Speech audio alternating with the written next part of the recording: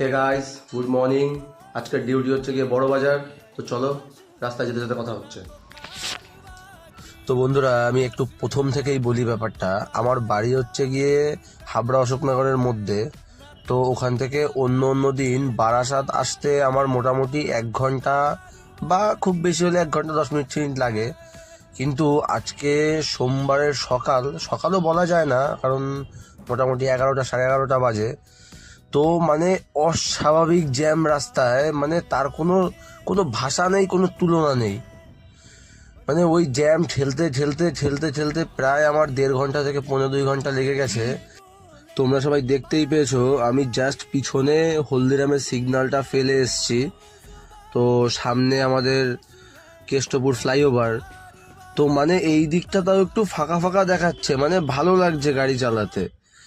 আর ওই বারাসাত বা তোমাদের কি বলে মধ্যমগ্রাম, দোলতলা, ওগুলো পার করতে মানে জাস্ট একটা বিরক্তকর জিনিস। আর আজকে এত অস্বাভাবিক জ্যাম, মানে তার কোনো কথায় আমি ভাষায় প্রকাশ করে বোঝাতে পারবো না যে কিরকম সাংঘাতিক জ্যাম। তোমরা ভিডিওটা দেখো।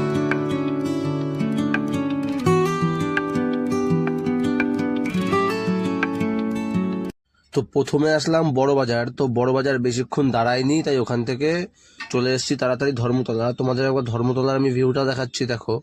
মানে দুপাশে জাস্ট বাদিকে লাইন দিয়ে ব্যাগের দোকান রয়েছে, জামা কাপড়ের দোকান রয়েছে, এপাশেও রয়েছে। মানে আর এখন দুপুরবেলা তো, যাই একটু ফাঁকা ফাঁকা রয়েছে।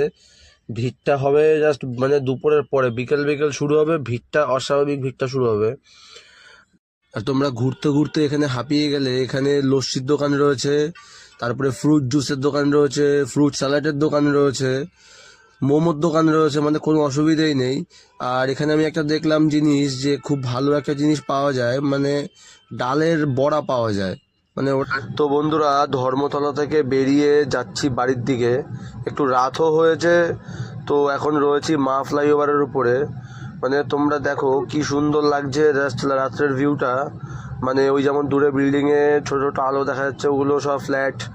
মানে সুন্দর, মানে এটা অস্বাভাবিক একটা মুহূর্ত। তো বাইরের ওয়েদারটাও খুব একটা ভালো না। তো চলো, আমি ট্রেনে বাড়ির দিকে যাই। তোমরা চ্যানেলটাকে সবাই সাবস্ক্রাইব করে দিও, ভিডিও ভালো লাগলে লাইক করো, কমেন্ট করে জানিও কেমন হয়েছে। চলো, দেখা হচ্ছে পরের ভিডিওতে।